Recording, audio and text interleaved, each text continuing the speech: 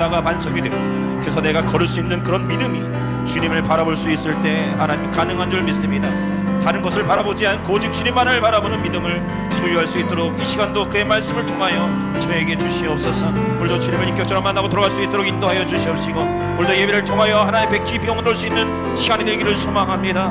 아버지, 우리 모든 성도들이 한 마음으로 드려지는 예배가 하나님의 영광을 나타낼 수 있도록 주께서 인도하여 주옵소서. 오늘 단에 세우셔서 하나님의 말씀을 선포하시는 우리 목사님 끝에 붙잡아 주시고, 아버지 여기에 강건함을 주시며 성령을 기름 부어 주셔서 그의 말씀을 대언하실 때 하나님 앞에 서제품 될 수 있도록 도와주시고, 성령의 기름 부심이 넘치는 시간 될 수 있도록 하나님 인도하여 주셔서 예배가 오직 성군으로 드려지는 예배가 될 수 있도록 하나님께서 인도하여 주시옵소서. 예수님.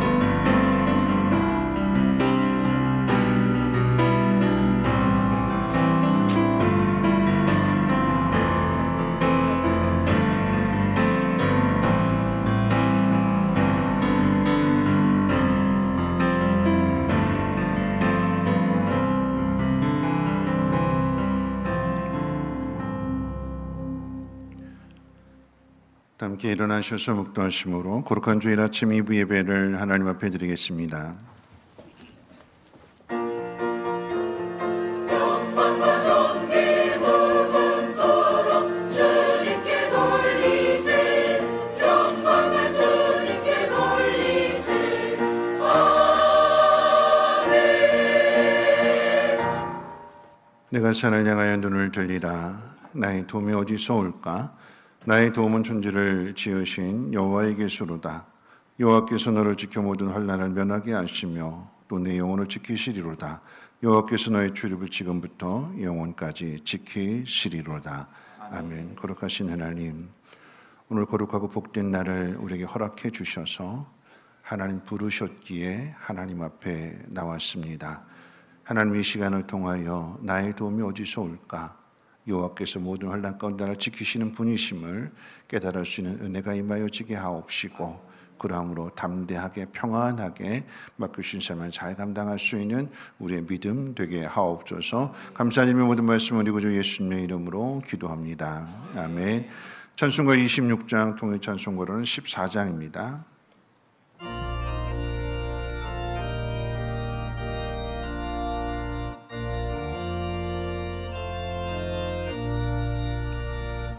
새 주를 아는 이들 찬송하고 찬송하세. 마음과 뜻과 힘 다하여 경배를 드리세.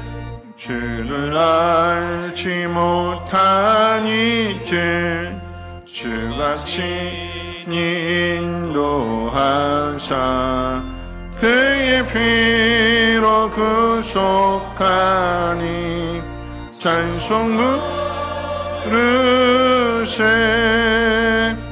약한 사람 도움받아 시험 중에 참게 되니 모든 죄를 이길 힘을 믿음뿐이라. 진리 되신 우리 주는 영원토록 변함없네. 성도들아 주를 믿어 길이 섰기세.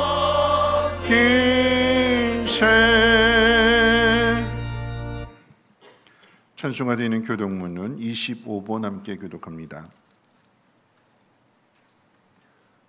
교독문은 25번입니다. 너희 만민들아 손바닥을 찌고 즐거운 소리로 하나님께 외칠지어다.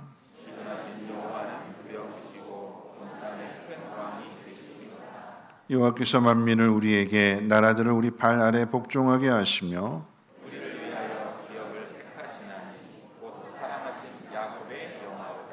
하나님께서 즐거운 함성 중에 올라가시며 여호와께서 나팔 소리 중에 올라가시도다.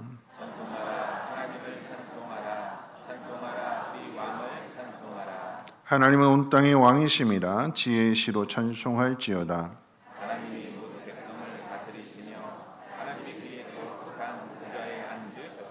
문나라의 고관들의 모임이여 아브라함의 하나님의 백성이 되도다.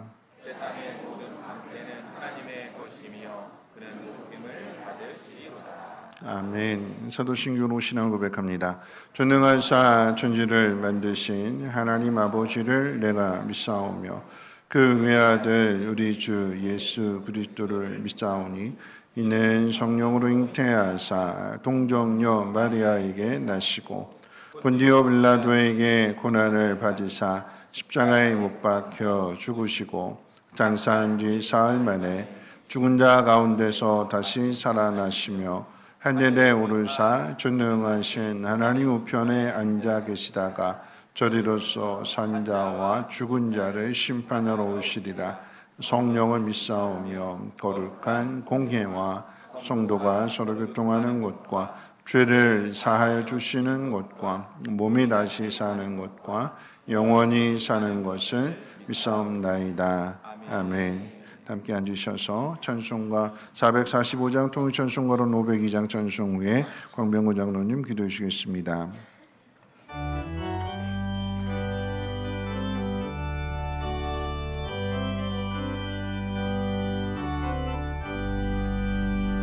대산을 넘어 엄목에 가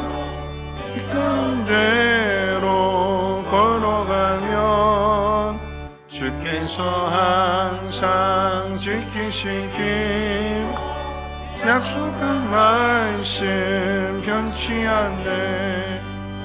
하늘의 영광 하늘의 영광 나의 맘속에 차고도 넘쳐 할렐루야를 힘차게 불러 영원히 주를 찬양하리. 캄캄한 밤에 다닐지라도 주께서 나의 길 되시고 나에게 밝은 빛이 되신 길 잃어버릴 염려 없네. 하늘의 영광 하늘의 영광 나의 맘속에 차고도 넘쳐 할렐루야를 힘차게 불러 영원히 주를 찬양하리. 광명한 길빛 마음에 받 찬란한 천국 바라보고 할렐루야를 힘차게 불러 날마다 빛에 걸어가리. 하늘의 영광 하늘의 영광 나의 맘속에 차고도 넘쳐 할렐루야를 힘차게 불러 영원히 주를 찬양하리.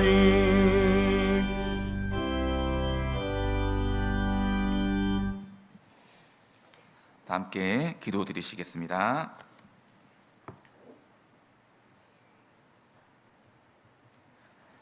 온 세상을 창조하시고 찬양과 경배를 받으시기에 합당하신 하나님 아버지, 오늘도 주의 백성들이 하나님께 나아와 예배하오니 이 시간 임재하시어 우리의 예배를 영광받아 주시옵소서. 세상의 많은 사건 사고와 계속되는 폭염 속에서도 늘 우리를 바라보시고 지켜주시어 오늘도 거룩한 주일 예배의 자리로 인도해 주시니 감사를 드립니다.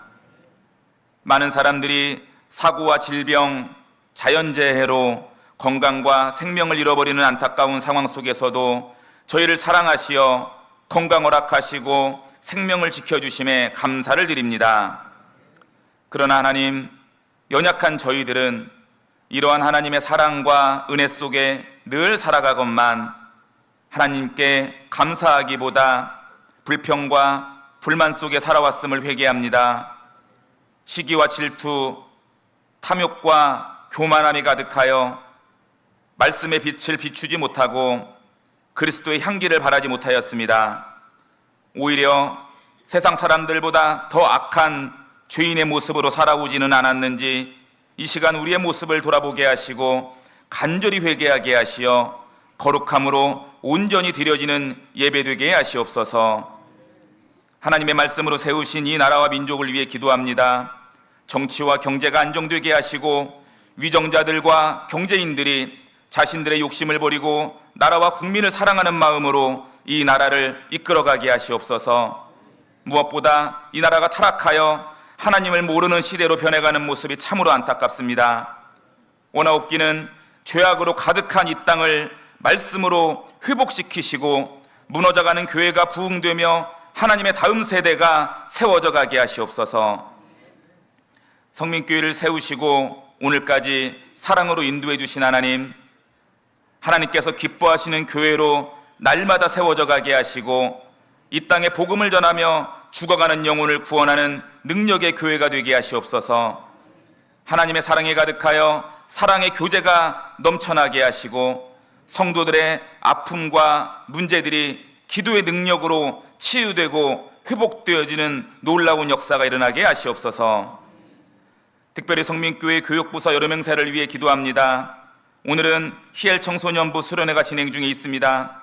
앞으로 초등부와 유치부 성경학교와 시온 청년부 캄보디아 단기 선교가 준비 중에 있습니다. 간절히 원하옵기는 성경학교와 수련회를 통하여 아이들이 하나님을 만나고 경험하는 놀라운 은혜를 허락하여 주시옵소서. 아이들이 하나님의 나라를 꿈꾸게 하시고 그들의 목표와 비전을 발견하게 하시옵소서. 수고하시는 교역자와 부장님, 선생님들이 지치지 않게 하시고 새 힘을 주시고 그들의 그 수고와 헌신을 굽어 살피시사 놀라운 하나님의 복을 경험케 하시옵소서. 세우신 담임 목사님과 가정을 위해 기도합니다. 맡겨진 목양의 사명을 잘 감당할 수 있도록 영육간에 강건케 하시고 오직 하나님의 말씀을 성도들에게 전하는 일에 집중할 수 있도록 가정에 늘 건강의 복과 평안의 복을 허락하여 주시옵소서. 오늘도 하나님의 말씀을 듣습니다. 사모하는 심령으로 간절히 말씀을 받게 하시고 이혜진 목사님을 통하여 결단이라는 주제로 말씀을 전하실 때 생명의 말씀이 선포되게 하시고 그 말씀이 우리의 심령에 깊이 새겨져 세상에 나아가 복음을 전하며 진정한 그리스도인의 삶을 살아가게 하시옵소서. 정성으로 아름답게 찬양을 준비하여 하나님께 드리는 임마누엘 성가대의 찬양을 영광 받아주시고 하나님께는 영광이요 온 성도들에게는 하나님의 은혜가 충만케 하시옵소서. 하나님, 세상은 이상기후와 폭염과 폭우, 지진으로 많은 사람이 죽어가고 고통 중에 신음하고 있습니다. 마지막을 향해 달려가고 있는 이 시대 가운데에 더욱 기도에 힘쓰는 성민의 성도들 되어지게 하시고 우리를 향한 하나님의 음성에 더욱 민감하게 반응하게 하시옵소서. 이 시간 고난 중에 아무에게도 말할 수 없는 아픔을 가지고 나온 성도들이 있습니다. 혈루증 앓는 여인이 간절함으로 예수님께 나아갔을 때 기적이 일어난 것처럼 우리도 우리의 힘으로는 아무것도 할 수 없기에 하나님께 나와 엎드리오니 불쌍히 여겨주시고 질병이 치유되고 문제가 해결되어지는 놀라운 능력이 이 자리 가운데 나타나게 하시옵소서. 이 시간 우리의 예배가 진정과 신령으로 드려지는 거룩한 예배 되어지기를 간절히 소원하오며 모든 말씀 사랑이 많으신 예수 그리스도의 이름으로 기도드립니다. 아멘.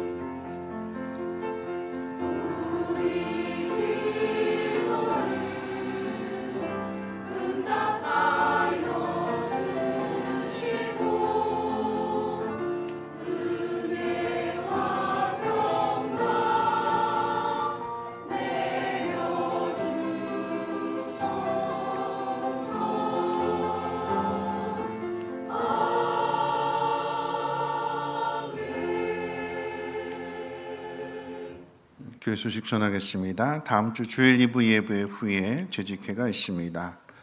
성민 유치원 방학 기간 동안에 그 앞에 이제 주차장 공사가 진행이 되는데 다음 주까지 진행되어질 예정입니다. 무더운 여름 날씨 또 비까지 예보되는 상황 속에서 잘 진행되어지고 안전하게 진행되어질 수 있도록 관심 가져주시고 기도해 주시기를 바라겠습니다. 예담 초등부 여름 성경학교가 8월 7일 목요일부터 토요일까지 있을 예정이고요. 준비 기도회가 화요일 저녁 7시 30분 초등부실에서 있다고 합니다. 오늘 점심 식사는 안용대 집사님 가정과 또 김윤자 집사님이 함께 준비를 해주셨습니다. 메뉴는 콩국수입니다. 어제부터 이제 국산콩입니다. 국산콩으로 잘 갈아서 정성껏 준비하셨습니다. 맛있게 드시고 시원한 마음으로 여름 잘 이겨내시기를 바라겠고요. 두란노 아버지 학교 어머니 학교 신청을 받습니다. 많은 관심들 가져주시고 가정을 세우는 일이기 때문에 아버지로서 엄마로서 세우는 일이기 때문에 관심 가져주시고 이제 신청해 주시길 바라겠는데 자세한 내용은 1층 게시판에 있습니다. 많이들 독려해 주시고 또 지원해 주시기를 바라겠습니다. 교육부서 여름 행사 계획이 나와 있는데 예담 초등부 끝나고 나면 이제 시온청년부 캄보디아 단기 순교를 가게 됩니다. 여러분도 아시겠지만 태국이 캄보디아에 미사일을 쏴서 전쟁이 발발이 됐습니다. 걱정이 참 많았어요. 전화를 캄보디아 선교사님께 전화를 했더니 목사님 제가 이곳에 있는데 이곳에 있는 곳은 그 폭탄 떨어진 미사일 떨어진 곳과는 좀 거리가 있습니다. 그리고 크게 걱정하지 않으셔도 될 것 같습니다. 기도만 해주십시오라고 이야기를 하더라고요. 그래서 어떤 결정도 내리지 않고 기도만 하고 있었는데 다행히 태국과 캄보디아가 이제 휴전 협정을 맺어서 이제 안전하게 된 상황이고요. 절대로 우리 청년들 위험한 데 보내지 않습니다. 왜냐하면 그 제가 인솔하고 하거든요. 나 안 가니까 너희들 가라 이러지 않고 같이 가게 되는데 함께 기도해 주셔서 이제 잘 휴전이 됐고 우리보다도 앞서서 지난 월요일부터 이제 토요일까지 이제 단기 선교팀이 캄보디아에 왔대요. 선교사님하고 통화를 했는데 근데 이제 그 팀이 이제 우리도 똑같이 아이들이 올 것을 100명을 예상했는데 200명이 왔대요. 그러면서 저희들도 지금 100명이 올 것을 예상하고 준비를 하고 가는데 200명이 온다라고 하는 것을 생각하고 다시 한번 조정을 해서 200명 아이들을 또 그 가정을 잘 섬길 수 있도록 준비를 하려고 합니다. 모든 일에 기도가 없이는 안 되기 때문에 하나님 선한 일들이 이루어질 수 있도록 같은 마음으로 함께 기도해 주시면 좋을 것 같습니다. 주보에 나와 있지 않습니다만 박복규 권사님이 넘어지셔가지고 금요일 입원하셨습니다. 괜찮으신 줄 알고 있었는데 조금씩 아파서 이렇게 MRI 찍어보니까 고관절 쪽에 미세하게 금이 갔다라고 하는 판정을 받겠습니다. 96세? 97세신가요? 네. 우리 교회 최장수 어르신인데 건강하실 수 있도록 위해서 기도해 주시길 바라겠고요. 오늘 예배를 마치시고 나가실 때 손장수 권사님께서 받은 내 감사하다고 떡을 준비해 주셨습니다. 가실 때 떡 하나씩 받아가시기를 바라겠습니다. 하나님 말씀 보도록 합니다. 하나님 말씀 마태복음 14장 22절로 33절까지 보시겠습니다. 마태복음 14장 22절로 33절까지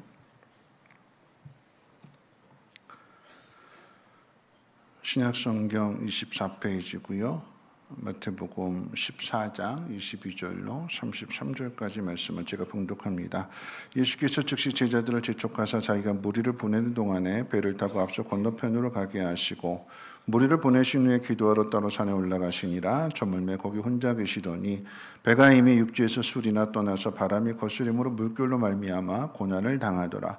밤 사경에 예수께서 바다 위로 걸어서 제자들에게 오시니 제자들이 그가 바다 위로 걸어오심을 보고 놀라 유령이라 하며 무서워하여 소리 지르거늘 예수께서 즉시 이르시되 안심하라 나니 두려워하지 말라. 베드로가 대답하여 이르되 주여 만일 주님이시거든 나를 명하사 물 위로 오라 하소서 하니 오라 하시니 베드로가 배에서 내려 물 위로 걸어서 예수께로 가되 바람을 보고 무서워 빠져가는지라 소리질러 이르되 주여 나를 구원하소서 하니 예수께서 즉시 손을 내밀어 그를 붙잡으시며 이르시되 믿음이 작은 자여 왜 의심하였느냐 하시고 배에 함께 오름에 바람이 그치는지라. 배에 있는 사람들이 예수께 절하며 이르되 진실로 하나님의 아들이로소이다 하더라. 아멘. 임마누엘 찬양대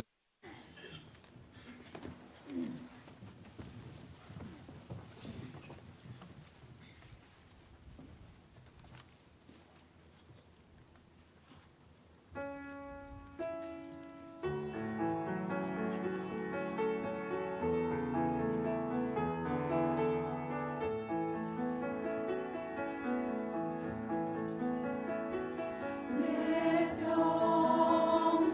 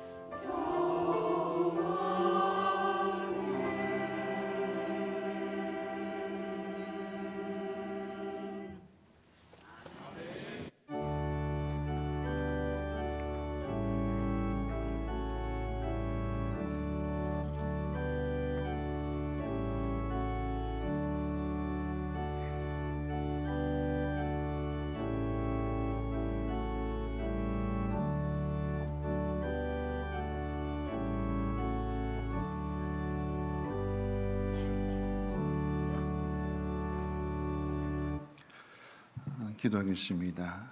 하나님, 우리의 찬양을 받으셨습니다.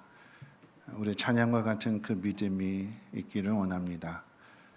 풍랑이 없는 평안함이 아니라 풍랑 가운데 누리게 되는 평안함이 우리 모든 심령들 가운데 있게 하옵소서.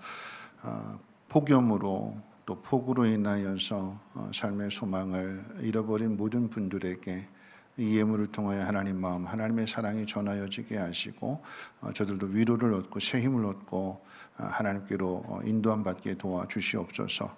이 귀한 일에 믿음으로 헌신하는 주의 백성들 돌아보시되 하나님의 자녀로서 어려움 당하지 아니하게 하시고 또 어려움을 당할 때마다 도와주시는 하나님의 놀라운 은혜 속에서 그 심령이 강건케 하옵소서. 어느 곳에 있든지 무엇을 행하든지 도와주시는 하나님의 그 놀라우신 은혜를 경험할 때에 그뿐만 아니라 또 그 일들을 통하여서 하나님의 사랑을 전해주고 많은 사람들에게 도와줄 수 있는 축복의 통로들이 되게 하옵소서. 오늘도 말씀을 듣습니다. 하나님의 음성으로 들려지게 하시고 결단할 수 있는 믿음을 더하여 주옵소서. 우리 구주 예수님의 이름으로 기도합니다. 아멘. 네, 한 주일 동안 어떻게 지내셨는지 많이 더우셨죠? 그렇죠. 더운 가운데에서도 오늘 이 자리에 이렇게 오실 수 있는 또 건강, 또 믿음 주심을 감사를 드리고 지난주 목요일 날 우리가 이제 지난주 폭우로 인해서 어려움을 당하신 분들 돕겠다고 이제 수혜 헌금을 거둬드렸는데 400만 원이 조금 넘는 돈이었습니다. 이 돈을 이제 어디다 전해줄까? 가장 먼저 노회에다 이제 알아봤더니 다행히도 노회에서는 피해를 입은 교회가 없다고 해서 그러면 어디다 도와줄까? 어떤 단체에다 줄까?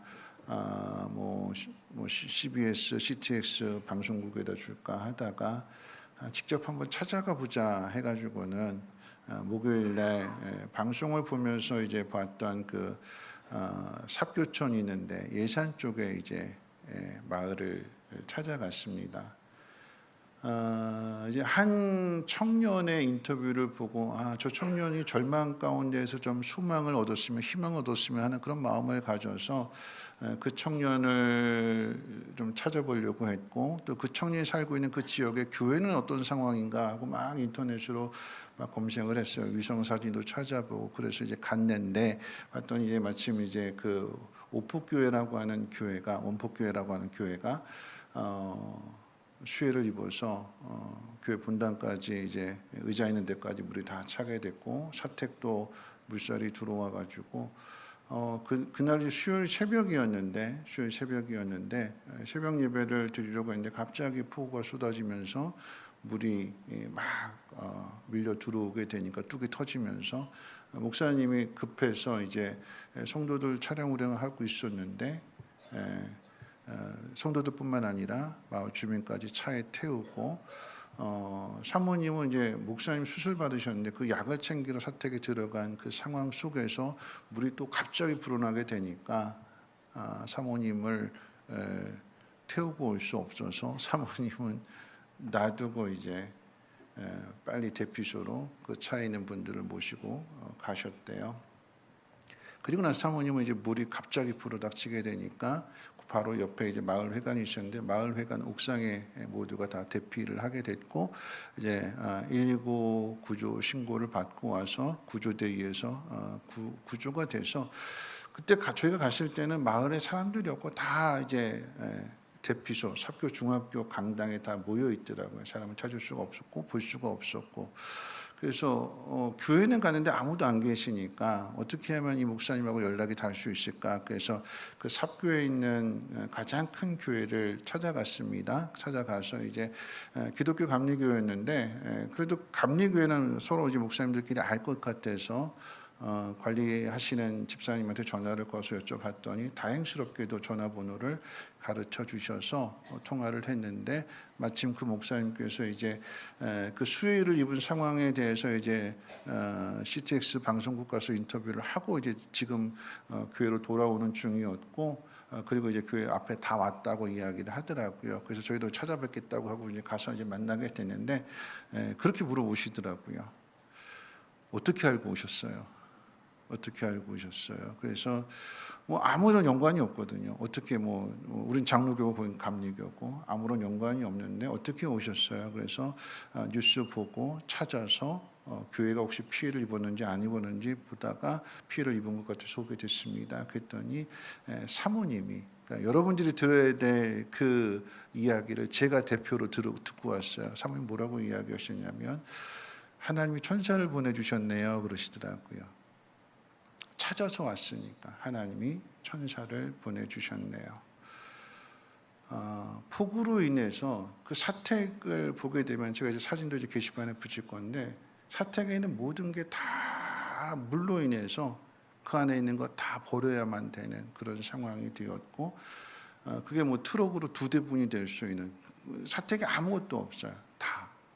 교회는 그래도 뭐 강단까지는 차지 않아서 의자만 좀 침수되고 그런 상황이었는데 강단 높은 데 있어서 사택은 모든 게 다 버려야 되는 아무것도 없는 그런 상황이었는데 그런데 어떻게 찾았는지 어떻게 알았는지 하나님께서 도움의 손길들을 보내주시더라라고 하는 것입니다. 그렇죠? 오늘 저와 여러분들에게도 힘들고 어려운 일들이 있지만 그 힘들고 어려운 일들 속에서 하나님이 도우시는 은혜의 손길이 있음을 믿으시길 주님의 이름으로 축원드립니다. 그런 의미에서 우리 옆에 분하고 서론이 길었어요. 인사하려고 서론이 길은 거예요. 인사 나누실 때 이렇게 인사하겠습니다. 그럼에도 불구하고 하나님의 은혜가 있습니다 하고 인사해 볼까요? 네, 그럼에도 불구하고 하나님의 은혜가 있습니다. 네, 한 번만 더 인사하겠습니다. 하나님 당신을 사랑하십니다. 네, 하나님 당신을 사랑하십니다. 네. 인간은 지정의라고 하는 3가지 기능을 가지고 있습니다. 지는 아는 것, 또 정은 느끼는 것, 그리고 의는 원하는 것, 이렇게 3가지입니다. 이 3가지는 하나님의 속성이며 하나님의 형상으로 지음을 받은 인간 또한 이 3가지 기능을 가지고 있습니다. 이 3가지 지정의가 균형을 이루고 조화를 이루게 될 때에 인간은 성장하고 성숙하게 됩니다. 조화를 이루어야 된다라고 하는 거죠. 지식은 많은데 가슴이 차갑다면 말하는 게 톡톡 쏴붙이는 거예요. 그러면 그런 사람 옆에 가까이 다가가고 싶을까요? 아니죠. 그 사람이 먼저 귀찮게 하지 마, 다가오지 마 하고 차갑게 이야기하는 것일 수도 있겠지만 그 말을 듣는 사람 역시도 다가가는 것이 선뜻 내키지는 않을 것입니다. 쎄하니까요, 차가우니까요. 또 반면에 가슴은 따뜻한데 마음은 따뜻한데 아는 게 없어요. 분별력이 없습니다. 그럼 어떻게 될까요? 마음이 따뜻해서 막 누구 도와주기를 원하는 그런 마음이 있는데 분별력이 없다면 그럼 사기꾼들이 이런 사람 이용해가지고 다 이용해 먹는 거죠. 그러면 손해를 입을 수도 있습니다. 마음도 따뜻하고 지식도 있는데 그런데 원하는 것을 찾지 못한다면 의지가 없다면 그러면 맨날 그 자리에 머무르게 되는 거죠. 그렇게 되면 시간이 흐르면 흐를수록 공허함을 느끼게 될 것입니다. 그렇기 때문에 지식과 감정과 의지가 조화를 이루어야 되는 것입니다. 지지난주의 말씀은 더 그리하자라고 하는 제목으로 믿음의 사람들끼리 힘써 모여야 한다고 했습니다. 가족처럼 모여서 서로의 마음속에 있는 것을 나누고 위로하고 격려할 때에 큰 힘을 얻습니다. 지식과 감정과 의지 가운데 감정에 해당되는 거죠. 지난주의 말씀은 경건의 능력이라는 제목으로 성경을 배우고 확신하는 일에 고해야 한다고 했습니다. 예수의 사람이 되는 것은 성경의 가르침을 따라 사는 길 외에는 없습니다. 지식과 감정과 의지 가운데 있어서 지식에 해당되는 부분입니다. 자, 오늘은 이제 결단이라고 하는 제목으로 말씀을 나누고자 합니다. 지식과 감정과 의지 가운데 어느 부분일까요? 의지에 해당되는 부분이죠. 그렇죠? 의지에 대한 해당되는 부분 함께 나누게 될 때에 마음을 나누는 감정은 우리가 주중에 목장에서 훈련을 받게 되는 것이고 또 지식을 나누는 어떤 성경 공부들, 생명의 삶이나 뭐 변화의 삶이나 확신의 삶이나 이런 삶 공부들은 교회를 통해서, 그리고 오늘 이 주일 예배를 통해서는 우리의 의지의 결단, 우리가 어떻게 살아가야 될 것이냐, 하나님 말씀을 듣고 어떻게 반응할 것이냐, 그 의지를 다지는 시간이기도 합니다. 이 세 가지가 조화를 이루게 될 때에 신앙이 아름답게 성장하고 성숙해진다는 거죠. 자, 오늘 본문의 이야기는 베드로가 물 위를 걷다가 물 속에 빠졌고 그런 베드로를 주님이 건져 주셨다는 이야기입니다. 결단이라고 하는 제목으로 사건을 재구성해 보면서 하나씩 그 의미를 생각해 보겠습니다. 오늘 본문의 시작은 예수님께서 제자들만 먼저 갈릴리 바다 건너편으로 보내시는 것으로 시작을 합니다. 그렇게 하시는 직접적인 이유는 앞에 있는 오병이어 사건 가운데 사람들이 그저 떡을 먹고 배부른 일로 인해서 예수님 왕으로 세우면, 임금으로 세우면 우리가 참 편하겠다 하면서 예수님을 쫓아다니기 때문에 이 사람들을 피하기 위한, 그것이 첫 번째 가장 큰 목적이기도 하지만, 또 다른 의미로 본다면 훗날 예수님이 이 제자들을 남겨두고 하늘로 올라가시게 될 때에 남겨질 제자들에게 어떤 교훈을 주기 위한 목적일 수도 있습니다. 얼마 전에 방영이 되어서 전 세계적인 화제를 불러일으켰던 드라마 폭삭 속았수다라고 하는 드라마가 있죠. 브라질에서는 이 드라마 마지막 회를 뭐 백화점에서 큰 대형 스크린을 갖춰서 상영을 해주고, 거기에 브라질 사람들이 그거 보면서 막 눈물바다가 된, 뭐 터미널에서도 막 그런 것들을 화제 그 뉴스를 통해서도 확인이 됐는데, 저는 이제 그 드라마를 보지는 못했어요. 근데 하도 막 뭐 폭삭 속았수다 그러니까 도대체 어떤 드라마일까 하고 이제 궁금증을 가지고 이제 짧게 소개해주는 그런 그 영상들을 이제 잠깐 보게 됐는데, 제가 본 영상 중에 이런 내용이 있었습니다. 뭐냐면 남편, 이제 이름이 관식인데, 남편 관식이 병으로 먼저 세상을 떠나야 되는 그런 상황이었던 것 같습니다. 아내 예순이 병원에 가서 이제 남편을 대신해서, 남편이 아프니까 이제 그 아내가 대신해서 병원 이제 접수를 하게 되는데, 그동안 모든 것들을 다 남편이 일 처리를 다 하다 보니까 이 아내는 그 일 처리하는 게 되게 서툴러요. 모르고. 그러니까 몰라서 자꾸 물어보고 그러니까 그걸로 인해서 면박을 당합니다. 원무과 직원한테도 간호원한테도 또 심지어는 의사까지도 무시를 하게 되는 거죠. 화를 내는 거예요. 좀 그렇게 해달라고 하면 해주지 뭘 그렇게 막 화를 내요. 화가 나는 거죠. 왜 화가 날까요? 앞으로 나 없이 잘 살아가야 되는데, 그런데 이렇게 서투른 모습을 보니까 화가 나는 거예요. 그때 이제 딸이 왔습니다. 헐레벌떡 딸이 달려왔는데, 이 아빠가 그 딸에게 화를 내는데 대사가 이런 대사였어요. 뭐가 바빠서? 뭐가 그렇게 바빠서? 엄마 병원 올 때 꼭 같이 와. 꼭. 그건 이제 규칙이야. 규칙. 이 대사가 가슴에 확 와닿아요. 그건 이제부터 이 집의 규칙이야. 규칙. 왜 이런 말을 하는 걸까요? 엄마 혼자 내버려 두지 말아라. 엄마 도와줘라. 서투니까, 힘드니까 옆에서 지켜주고 도와줘라. 그렇기 때문에 부모는 자녀를 가르치는 거죠. 그런데 부모가 자녀에게 다 해주는 게 아니라 그 자녀가 스스로 할 수 있도록 가르쳐주고 옆에서 도와주는 겁니다. 부모가 떠난 뒤에도 그 자녀가 그 일을 잘 할 수 있을 뿐만 아니라 그 자리에 부모가 되어서 또 다른 자녀들을 가르쳐 줄 수 있는 그런 사람이 되나라고 하는 거죠. 그런 의미에서 오늘 본문에서 예수님이 제자들을 먼저 바다 건너편으로 보내십니다. 같이 가실 수도 있지만 먼저 보내시는 거예요. 사람들을 따돌리기 위한 목적도 있지만 제자들을 먼저 보내셔서 그 제자들로 하여금 훈련을 받도록 하게 되는 거죠. 그런데 제자들이 바다 한복판에서 풍랑을 만나게 됩니다. 제자들로서는 이제 예상치 못한 상황인 거죠. 바다에 풍랑이 있다라고 하는 것을 모르는 바 아닙니다. 알았지만 그 풍랑이 오늘 제자들에게 불어닥칠 것이라고 하는 것은 생각하지 못했습니다. 제자들이 풍랑을 만난 그 밤을 하필이면 기적을 행하실 수 있는 능력을 가지신 그 예수님이 그 자리에 안 계시는 밤이었습니다. 문제가 되는 것은 항상 그렇죠. 예수님이 계셨더라고 한다면 예수님 책임지실 일이고 예수님이 해결해 주실 문제인데 예수님이 안 계시니까 문제가 되고 그것이 위기가 됩니다. 배 안에는 12명의 제자들이 있었습니다. 사고까지 친다고 하면 아마 13명 이상일 수도 있습니다. 그 제자들 중에는 베드로, 야고보, 요한은 전직 어부들이었기 때문에 바다에 대한 경험과 지식이 많은 사람들입니다. 그런데 바람과 물결을 이기지 못합니다.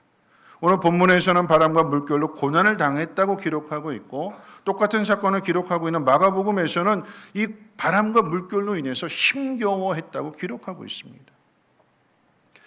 배드민턴 선수 가운데 안세영이라고 하는 여자 선수가 있습니다. 현 배드민턴 단식 부분에 있어서 세계 1위 선수입니다. 이 선수가 승승장구합니다. 지난 3월 전형 오픈 대회 결승에서 허벅지 부상을 입어서 그 1세트를 내줬어요. 부상 때문에. 근데 그 부상으로 인해서 경기를 포기하는 것이 아니라 그 부상을 딛고 허벅지 부상을 딛고 더 이 악물고 경기에 임해서 마침내 2대1 역전승을 거두고 금메달을 따게 됩니다. 얼마 전 7월 20일에 있었던 일본 오픈에서도 우승을 차지해서 금메달을 목에 걸었습니다. 그리고 중국으로 넘어갔어요. 중국에서 이 중국 오픈을 우승하게 되면 1000 시리즈가 붙은 1년에 4번 대회가 벌어지게 되는데 이 안세영 선수가 3개의 대회를 다 쓸었어요. 다 금메달 땄습니다. 마지막 이 중국 오픈에서 금메달을 따게 되면 1000 시리즈 그랜드 슬램을 달성하게 되는 최초의 선수가 되는 거예요. 근데 4강에서 포기합니다. 4강까지 올랐고 4강 게임을 하던 중에 그 4강 게임에서 이기고 마지막 결승 가서 이기게 되면 그러면 1000 시리즈 그랜드 슬램을 최초로 달성하는 거예요. 4강에서 게임을 포기한 이유는 무릎 부상 때문입니다. 무릎 부상. 앞서 전용 오픈 대회에서는 이 악물고 허벅지 부상을 당했음에도 이 악물고 그래서 금메달을 땄는데 이번 중국 며칠 전에 있었던 경기인데 이번 중국 오픈에서는 금메달 따지 못하고 4강에서 멈춰야 됐습니다. 무엇 때문에요? 부상 때문에요. 그게 우리 인생이다라고 하는 거죠. 노력도 중요하고 내가 어떻게든지 이거 이겨내고 금메달 따겠다라고 하는 의지도 중요하지만 열정과 노력만으로 모든 것이 다 되는 것은 아니라고 하는 것을 깨닫습니다. 제자들도 마찬가지예요. 살기 위해서는 바람과 그 물결과 싸워야 되는데 제자들이 가지고 있는 실력, 제자들이 가지고 있는 지식, 경험만으로는 그 모든 것들을 이길 수 없다는 것이 오늘 본문의 이야기입니다. 제자들이 바람과 물결과 싸우고 있는 바다 한가운데로 오늘 본문의 말씀 가운데 보니까 예수님이 걸어오셨다고 그랬어요. 걸어오셨다고. 왜 걸어오셨을까요? 배가 없으니까 1번. 배가 없으니까. 2번. 예수님이시니까. 왜 걸어오셨냐? 그 의미를 두 가지로 생각해 본다면 첫 번째 예수님 걸어오셨다라고 하는 그 의미는요. 예수님 인간의 몸을 입으셨기 때문에 그 인간의 몸으로 인한 제한을 받으신다라고 하는 이야기예요. 부활하셨을 때는 우리의 죄값을 대신해서 부활하셨을 때는 걸어서 오시지 않고 문이 잠겨져 있음에도 그 안에 나타나셨습니다.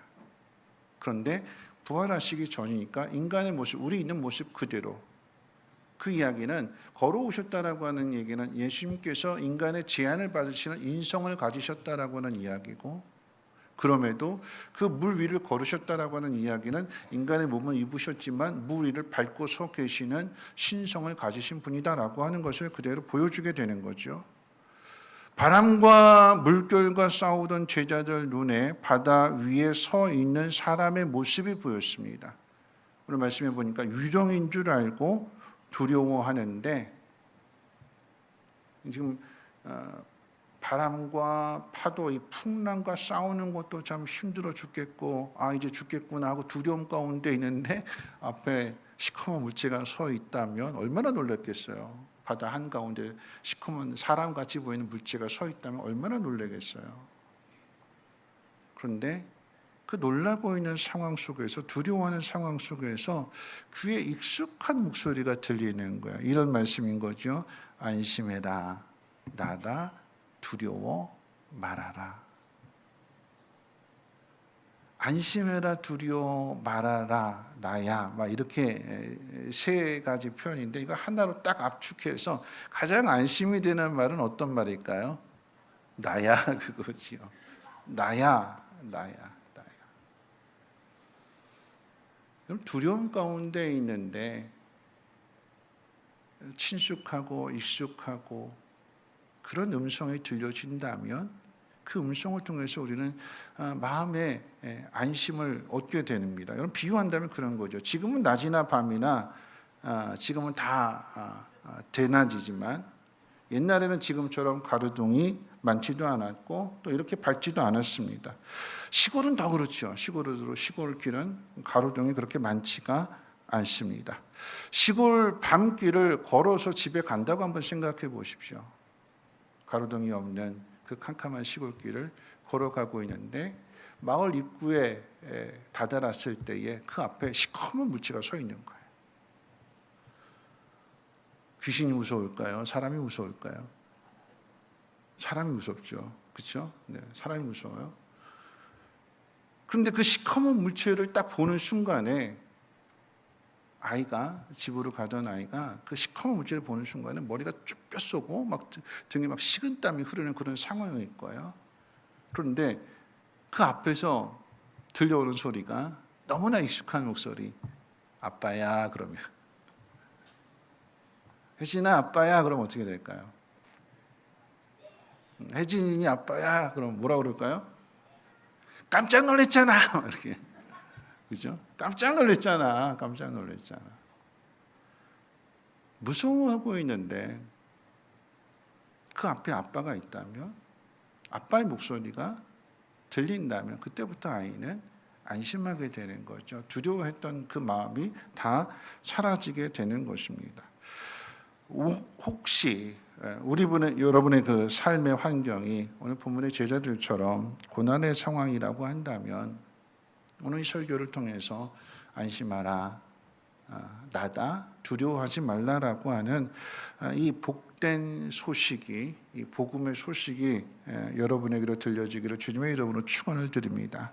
그러니까 두려워하지 말라라고 하는 것은 도와주시겠다라고 하는 의미가 되는 거잖아요. 그렇죠? 내가 도와줄게라고 하는 의미이기 때문에 도움받는 은혜가 있으시기를 다시 한번 주님의 이름으로 축원합니다. 예수님의 음성을 듣고 베드로는 새로운 결단을 하게 되죠. 배 안에 있던 12명의 제자들이 예수님의 음성은 다 들었지만 그 중에서 반응을 보인 사람은 베드로뿐이었습니다. 이 베드로만 주여, 만일 주님이시거든 나를 명하사 물 위로 오라 하소서 하고 주님께 부탁합니다. 왜 이런 부탁을 하는 걸까요? 제자로서 스승을 닮겠다는 부탁입니다. 예수님이 물 위를 걸어서 오셨으니까 예수님을 닮으려면 베드로도 걷게 해달라고 하는 도전과 결단이기도 합니다. 오늘날 많은 사람들이 설교를 듣습니다. 설교를 듣는 이유는 하나님 말씀대로 살기 위해서라고 하는 사실을 잊지 말아야 될 것입니다. 내 귀에 듣기에 좋은 설교를 찾아서 설교 쇼핑을 해서는 안 되는 거예요. 이 설교 마음에 안 들어? 이 사람 마음에 안 들어? 이 사람은 내 귀에 좋은 이야기만 해주니까, 재미있게 해주니까 난 이 사람이 좋아, 이 사람의 설교가 좋아. 설교를 쇼핑하듯이 해서는 안 된다라고 하는 거죠. 설교를 들을 때에 그 설교를 통해서 내가 그 설교의 내용처럼 살고자 하는 마음의 소원이 생겨야 되는 거예요. 베드로는 나야, 안심해라, 두려워하지 말라라고 하는 그 음성을, 그 반가운 소리를 듣는 순간에 마음의 소원이 생겼어요. 만일 주님이시거든 나도 좀 걷게 해 주십시오. 나도 주님을 좀 닮아가게 해주십시오. 주님을 보면서 마음에 소원이 생겼어요. 마음의 소원이 생겼다라고 하는 것, 그리고 그 소원을 예수님 앞에 부탁한다라고 하는 것은 기도한다라고 하는 거죠. 예수를 믿는 사람에게 있어서 가장 큰 복은 하나님 앞에 기도할 수 있고 하나님 앞에 도움을 요청할 수 있다는 사실입니다. 설교를 듣는다라고 하는 것은 하나님의 뜻 안에서의 소원을 갖는 일임을 기억하시기를 주님의 이름으로 다시 한번 축복합니다. 새로운 도전은요, 결코 쉽지 않죠. 배 안에서 풍랑과 싸우는 일도 두려운 일인데 배 바깥으로 풍랑이 있는 그 바다 위로 나아간다라고 하는 것, 물속에 발을 들인다라고 하는 것은 말도 안 되게 어려운 일입니다. 근데 이 말도 안 되게 어려운 일, 또 이런 일들을 통해서 두려움을 갖는 것은 우리도 그렇죠. 우리도 단지 물속에 걸으려고 발을 내린다는 것뿐만 아니라, 여러분, 새로운 도전을 한다라고 하는 것은 한 번도 가보지 않은 길을 가는 것이기 때문에 배 바깥으로 발을 내딛는 것과도 같은 두려운 일입니다. 그 느끼는 감정, 느끼는 두려움은 똑같은 거예요. 베드로는 결단하고 발을 내딛었습니다.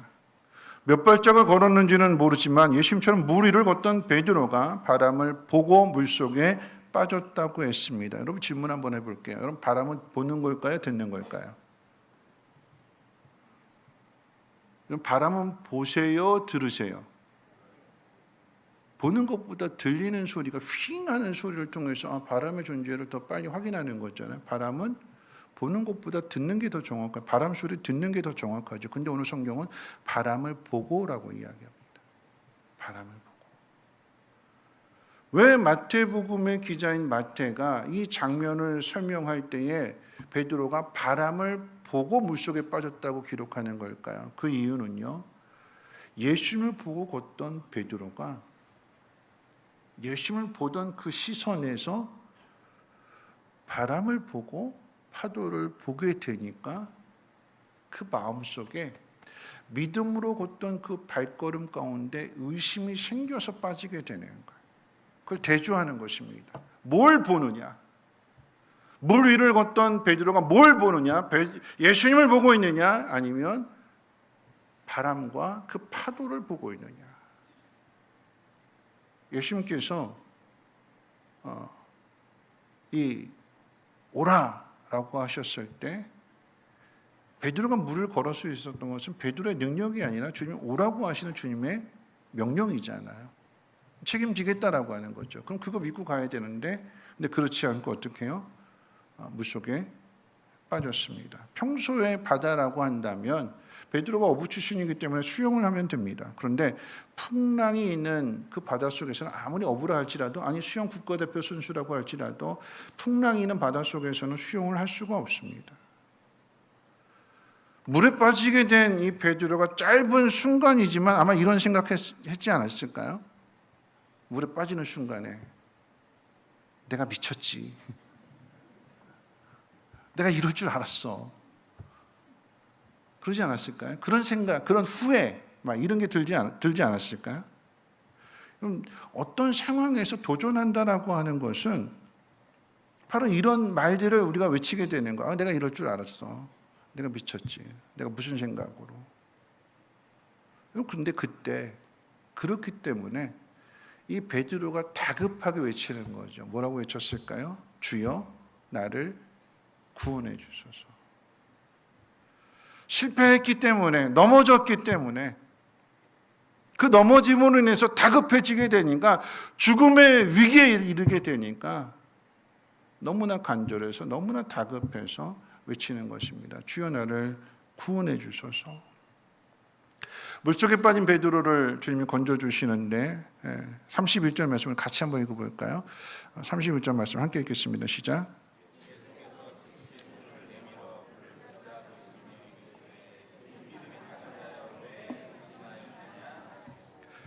자, 물에 빠진 베드로를 건져주셨는데 베드로에게 말씀하실 때 뭐가 문제래요? 의심이래요. 의심이 문제래요. 새로운 도전과 결단을 한 베드로가 위기에 빠진 문제는 바람과 풍랑의 문제가 아니라 의심의 문제라고 말씀하시는 것을 기억해야 됩니다. 그럼 뒤집어서 말하면 베드로가 바람을 보지 않고 예수님만 보고 걸었다면 빠지지 않았다라고 하는 이야기고, 예수님만 바라봤다라고 하면 의심이 들어올 수 없다라고 하는 이야기예요. 그럼 의심이라고 하는 것은요, 하나의 수가 아니라 다른 수들을 생각하게 되는 것, 그게 의심이에요. 이렇게 되지 않을까, 이렇게 되지 않을까, 이렇게 되지 않을까? 확실하게 아니야, 이 길이야, 이것밖에 없어 하는 그 속에는 의심이 들어올 수가 없어요. 왜? 하나만 있으니까. 근데 의심이 들어왔다라고 하는 것은 하나가 아니라 둘 이상입니다. 오늘 베드로의 상황으로 이야기한다면 예수님을 보는 것과 바람과 파도를 보는 것, 이 두 가지로 나눠지게 되는 거예요. 근데 의심은요, 꼭 어느 걸 선택하게 할까요? 예수님 보는 걸 선택하게 할까요? 아니면 바람과 파도를 보고 두려워하는 걸 선택하게 할까요? 의심은 뭘 선택하게 할까요? 세상 보고 두려워하게 만드는 게, 그게 의심이 만드는 선택입니다. 근데 믿음의 선택은요, 주님 바라보는 거잖아요. 이 문제는요, 세상의 문제가 아니라, 나를 위협하는 그 존재의 문제가 아니라 내 마음속에서 내가 주님에 대한 믿음을 잃어버렸다라고 하는 것이 문제다라고 하는 것을 오늘 본문이 우리에게 가르쳐 주는 것입니다. 베드로의 실패를 통해서 우리에게 주는 교훈이 바로 여기에 있습니다. 중요한 것은요, 베드로가 물속에 빠졌다는 것이 중요한 것이 아니라 나를 구원해 주소서라고 다급하게 외친 그 베드로를 주님이 붙잡아 주시고 건져 주셨다라고 하는 것이 오늘 본문 사건의 핵심입니다. 그런 의미에서 본다면 우리 중 아무도 의심하지 않고 살아갈 수 있는 사람은 없습니다. 나는 절대 의심하지 않아요. 절대 나는 확실해요. 확실하게 믿습니다. 그럴 사람 없어요. 저도 의심합니다. 목사님, 저도 의심해요. 어떤 의심할까요? 우리 성민교회가 정말 하나님을 모시는 교회가 될 수 있을까? 왜 이런 의심을 할까요? 잘 되기를 바라니까 의심하는 거예요. 혹시 잘못되면 어떡할까 하는 생각들을 하게 되니까 어떻게 해요? 의심이 들어오게 되는 것이고, 의심이 들어오는 그 순간부터는 옳은 것을 선택하고 믿음을 선택하는 것이 아니라 의심을 들어오는 순간부터는 걱정이 찾아오게 되고 염려가 찾아오게 되니까 그 염려하는 것들을 더 많이 생각해서 결국은 두려움 속에 빠진다라고 하는 이야기입니다. 근데 중요한 것은 뭘까요? 주님이 우리를 붙잡아 주신대요. 의심하여 물속에 빠진 상황 속에서 우리를 붙잡아 주시고 건져 주시는, 다급하게 주여 나를 구원해 주소서라고 외칠 때에 거기에 그 자리에 우리를 붙잡아 주시는 주님이 계신데요. 그거 가르쳐 주는 거예요. 무리를 걷느냐 안 걷느냐, 물을 어떻게 하면 걸을 수 있느냐, 이 이야기가 아니라 우린 모두가 다 의심해서 물속에 빠질 수 있는 존재인데, 도전하고 결단했을 때에 의심함으로 인해서 확실하게 믿지 못함으로 인하여서 넘어질 수 있고 주저앉을 수 있고 물속에 빠질 수 있는데, 그 상황들 속에서 우리를 건져주시는 분이 계신데요. 그 이야기입니다. 오늘 본문에서 예수님 무리를 걸어오시고 베드로도 무리를 걸었다라고 하는 것은 영웅을 만들고 신격화시키기 위한 일이 아닙니다. 우리 인생은요, 아무리 바다의 전문가라고 할지라도 풍랑을 이기는 전문가는 없다라고 하는 것을 오늘 지금 가르쳐 줍니다. 의지의 문제, 노력의 문제, 지식의 문제가 아닙니다. 우리는 도움을 받아야 된다라고 하는 것입니다. 그런데 그 도움은요, 사람의 도움이 아니라 하나님의 도우심입니다. 우리 중 아무도 이 죽음의 비밀을 푼 사람이 없고 죽음을 이긴 사람도 없습니다. 그런데 예수님이 이 땅에 오셔서 죽음의 비밀을 푸셨고 죽음을 이기셨습니다. 천국은 자기 힘, 자기 능력으로 가는 것이 아니라 예수님의 도우심을 받아야 갈 수 있는 곳이 천국입니다. 믿으시길 주님의 이름으로 축원을 드립니다. 내가 힘써서, 내가 애써서, 내 의지를 가지고, 노력을 가지고 내 인생을 바꾸는 것이 아니라 주님의 도우심을 구하고 주님의 도우심 속에서 내 인생을 바꿔간다면 훨씬 수월하지 않을까요? 더 큰 꿈을 이룰 수 있지 않을까요? 그런 의미에서 한번 이런 질문을 또 해봤어요. 오늘 본문을 묵상하면서 자, 이후에 베드로는 예수님처럼 무리를 걸었을까요? 못 걸었을까요? 이후에 예수님이 안 계신 다음에 베드로는 무리를 걸었을까요? 못 걸었을까요? 걸었습니다. 베드로는 무리를 걷습니다. 근데 하루아침에 되는 일은 아니었어요. 제가 이렇게 이야기하면 베드로는 예수님이 하늘로 올라가시고 난 다음에 바다를 건너갈 때 배 안 타고 걸어갔겠구나 이렇게 생각하실 수 있는 분이 있는데 그런 의미가 아닌 거죠. 여러분, 오늘 이 본문의 핵심이 뭐예요? 뭐가 문제예요? 의심이 문제잖아요. 의심. 그 이야기는 베드로가 배 안 타고 물을 걸어가느냐 안 걷느냐 이 문제가 아니라 베드로가 이후에 의심했느냐 안 했느냐 그 문제예요. 의심했어요 안 했어요? 처음에는 했어요. 어떻게 해요? 다른 사람은 다 주님 버릴지라도 저는 절대 주님 버리지 않겠습니다. 맹세했어요. 의지를 확실하게 보여주었습니다. 그런데 부인하잖아요. 근데 도망치잖아요. 물속에 빠진 것과 똑같은 거예요. 그런데 그런 베드로에게 주님이 또 오시죠. 또 오셔서 살려달라고 외쳐야 되는데 차마 양심에 걸려서 주님 나 좀 구원해 주세요. 나 좀 살려주세요. 이렇게 외치지 못하고 있는 그 베드로가 이제는 주님이 찾아오셔서 건져주십니다. 그 베드로가 어떤 삶을 살았을까요? 사도행전의 이야기 가운데 보면 의심해요 안 해요? 안 합니다. 너 죽인다 위협을 받음에도 불구하고 그 고난 앞에 무너지는 것이 아니라 그 고난을 밟고 일어섭니다. 내가 사람을 두려워하랴 하나님을 두려워하랴. 그 모습은 고난을 밟고 있는 모습이고 바다 위에 서 있는 모습입니다. 물리적으로 육체적으로 베드로가 무리를 그 위에 걸었냐 안 걸었냐 이 문제가 아니라 의심이 문제라고 했으니까 내가 가는 이 길 다짐하고 결단하고 걸어가는 그 길 속에서 베드로가 의심했느냐 의심하지 않았느냐 의심하지 않았습니다. 내가 다시 올 거야 약속을 받았는데 그 약속이 이루어지지 않음에도 베드로는 의심하지 않고 자신에게 맡겨준 사명을 잘 감당합니다. 말씀을 마치려고 합니다. 여러분 성경은 예수님 무리를 걸어오셨고 바다와 바람을 잠잠케 하셨다고 기록하고 있습니다. 예수를 안 믿는 분들에게는 말도 안 되는 소리라고 믿지 않을 수 있습니다. 그런데 만약에 예수님에게 이런 능력이 없다면 굳이 우리가 예수를 믿어야 되는 이유는 없죠.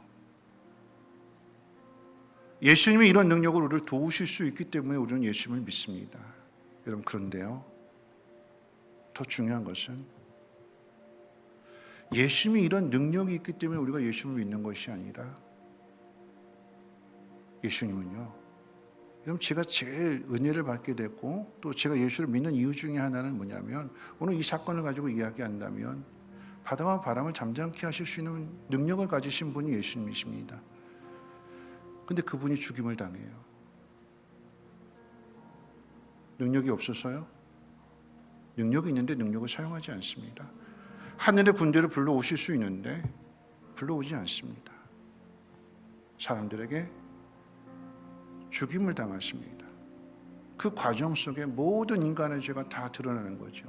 배신, 불신, 의심, 고역, 폐악. 죄 없으신 분이 십자가에 달리심으로 인하여서 우리의 죄를 그대로 드러내 주셨을 뿐만 아니라 그 십자가의 고통 가운데에서 기도하십니다. 하나님 저들의 죄를 용서해 주십시오. 예수님이 이 땅에 오신 것은 능력을 행하기 위해서 오신 것이 아니라 우리를 이렇게나 사랑하신다라고 하는 것을 보여주시기 위해서 오셨습니다. 그 일에 능력을 사용하지 않으셨어요. 우리가 똑같이 고통을 당하셨기 때문에 히브리서에서는 주님이 우리의 모든 고통을 그 죽음의 고통까지도 다 아시기 때문에 우리를 도우실 수 있다고 기록하고 있습니다.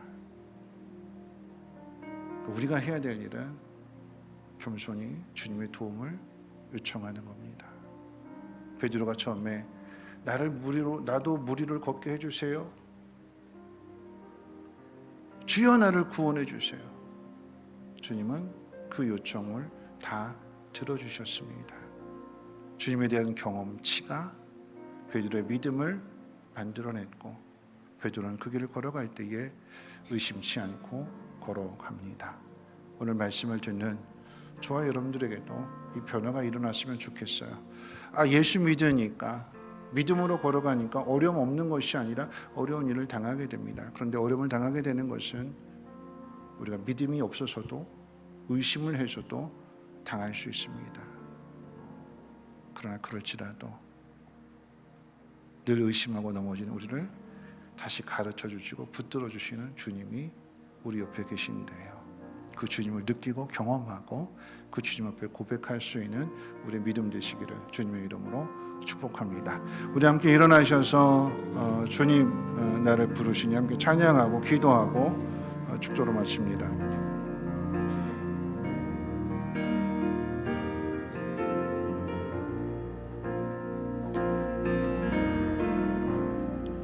주님 나를 부르시니 두려움 없이 뺏어나가리라.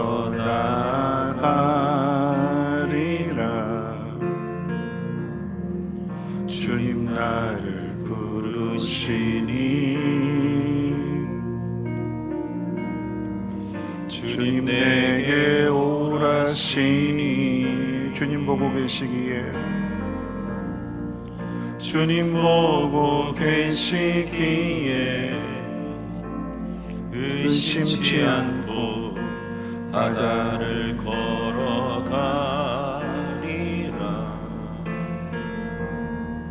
주님 보고 계시기에 주님 여기 계시기에 주님 여기 계시기에 이 깊은 바다가 반석이 되고 주님 여기 계시기에 반석이를 내가 걸어가리라.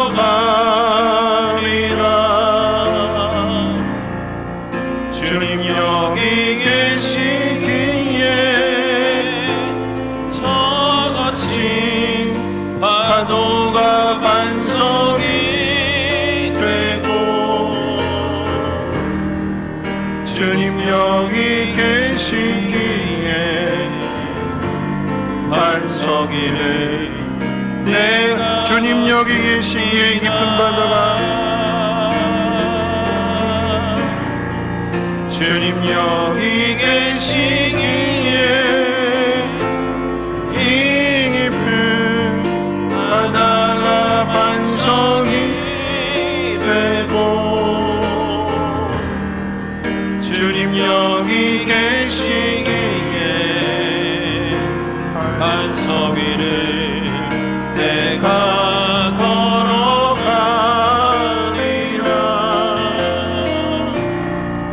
주님 여기 계시기에 저거친 파도가 반석이 되고 주님 여기 계시기에 반석 위를 내가 걷습니다. 오늘 말씀 생각하면서 함께 기도했으면 좋겠습니다. 말씀을 듣는 것으로만 끝나는 것이 아니라 말씀을 들을 때 내 마음에 소원이 생겨야 되고 그 소원을 가지고 기도해야 되는 거죠. 풍랑을 통해서 왜 이런 풍랑이 나한테 왔을까? 왜 하필 예수님 안 계실 때 그런 생각을 가질 수 있지만 그렇기 때문에 걸어오시는 주님을 보게 되는 것이고 그 모습을 보게 되니까 나도 주님을 닮아갔으면 좋겠다라고 하는 소원이 생기게 되었고, 기도하게 될 때에 무리를 걷지만 의심에서 빠지게 된다는 거죠. 우리 중 아무도 의심하지 않고 갈 수 있는 사람은 없습니다. 잘 되기를 바라는 것만큼 많은 생각들을 하게 될 거고요. 근데 그러다 보면 주님을 놓칠 수가 있습니다. 오늘 기도하실 때에 말씀을 듣고 결단하는 믿음이 되게 하시고, 그 결단을 향해서 나아가게 될 때에 어려움 당할 수도 있지만 그 어려움 속에서 믿음 흔들리지 않게 하시고, 혹 넘어질지라도 다시 주님 앞에 도움을 요청할 수 있는 우리의 믿음 되게 도와주시옵소서. 우리의 인생이 홀로 살아가는 것이 아니라 도움받는 인생이 복 있는 인생이기 때문에 사람의 도움보다도 주님의 도우심을 경험하며 살아가게 하시고, 마침내 물 위에 서 있을 수 있는, 의심하지 않고 그 길을 걸어갈 수 있는 믿음의 사람 되게 달라고 우리 함께 통성으로 하나님 앞에 기도합니다. 사랑 많으신 하나님 아버지 감사합니다. 오늘도 하나님 말씀을 듣습니다. 우리가 어떻게 살아가야 될 것인가, 하나님 앞에서 들은 그 말씀 그대로 다시 한번 마음을 다잡게 해주시옵소서. 하나님, 내가 있는 그 상황들 속에서 하필이면 나에게 오늘 이 밤의 풍랑이, 하필이면 주님이 안 계시는 그 밤의 풍랑이 있을 수도 있지만, 하나님 그렇기 때문에 물 위를 걸어오시는 주님을 보게 하시고, 그렇기 때문에 안심하라 나다라고 하는 그 귀한 음성을 들을 수 있게 해주시고, 그 음성을 들었을 때 마음의 소원을 갖게 하시며 기도하는 믿음이 되게 도와주시옵소서. 기도한 대로 하나님 믿음으로 결단하고 하나님 물 위를 향해서 나아가게 될 때에 물 위를 걸을 수 있습니다. 그런데 의심도 찾아오게 됩니다. 우리는 다 의심에서 넘어지는 존재들입니다. 그렇기 때문에 주님 옆에 계심을 하나님 기억하게 해 주옵소서.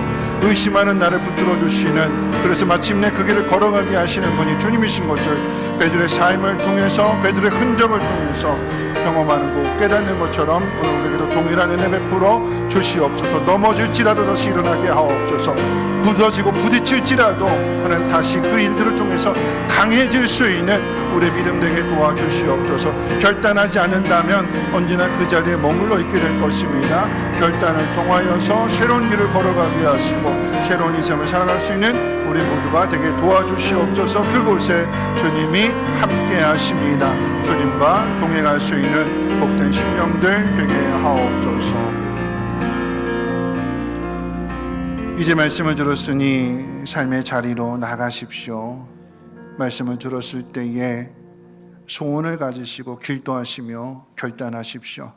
어려움이 있을지라도 두려워하지 말고 의심하지 말고 걸어가십시오. 혹 의심해서 넘어질지라도 우리를 붙들어 주시고 다시 일으켜 세우시는 분이 주님이십니다. 여러분을 도와주실 것이고 함께 하실 것입니다.